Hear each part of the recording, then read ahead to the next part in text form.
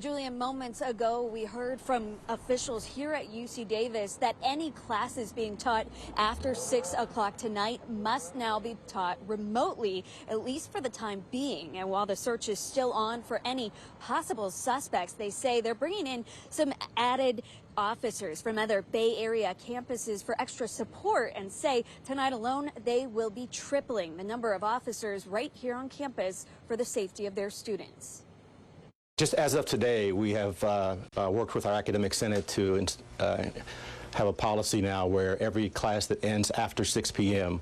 will be taught remotely. Swift action from UC Davis officials after a third stabbing in less than a week near their campus, leaving students like 20-year-old Camille Romero understandably on edge. It almost feels like a movie or something, and I know everyone in our community is just really scared. 2 people have been killed, starting with 50-year-old David Bro, found dead with stab wounds last Thursday morning in Central Park. The second was 20-year-old UC Davis student Kareem Abu Najim, fatally stabbed in Sycamore Park Saturday night, where a memorial of flowers and notes sits in his honor.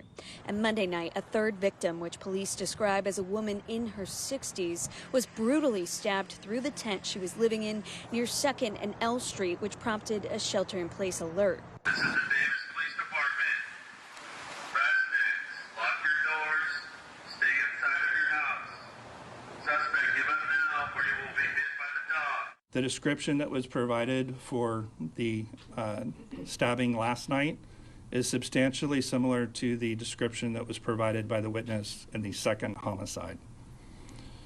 At this point, we're still determining whether the two are related. Davis Police Chief Darren Pytel says they can't definitively say all 3 stabbings are connected. The attacks with knives were particularly brutal and violent. I still feel that there was some sort of very nervous and then very fragile, atmosphere around here. Davis parent and lecturer at UC Davis, Yutian Tan, says that's why she's taking new safety precautions. I ordered a pepper spray on Amazon, and then there was like ADT, something like that, alarm system. I think I consider, installing that. Meanwhile, police are fielding hundreds of tips. Patrol officers have been moved into 12-hour shifts, and instead of imposing a citywide curfew, Chief Pytel is asking Davis residents to make smart choices. People have to make smart choices about where it is that they go, what it is that they're doing, and whether they're able to pay attention to their surroundings. Of course, people should have a buddy system right now. And we have also learned that UC Davis has expanded their Safe Ride program to run for 16 hours a day so that no student has to walk home alone. Now, if you see anyone matching the suspect's description, you are asked to call Davis Police right away. Live from the UC Davis campus, Lena Howland, ABC 7 News.